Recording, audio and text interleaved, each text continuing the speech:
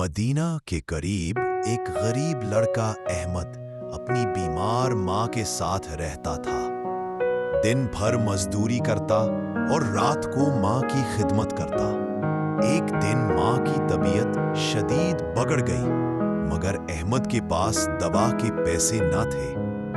रात को माँ ने एक पुरानी तस्बीह अहमद के हाथ में रखते हुए कहा, बेटा, ये मेरी निशानी है, नमाज और दुआ कभी मत छोड़ना। इसके बाद माँ का इंतकाल हो गया। अहमद टूट गया, मगर माँ की दी हुई तस्बीह ने उसे हौसला दिया। वो हर मुश्किल में उस तस्बीह को पकड़कर अल्लाह से मदद मांगता।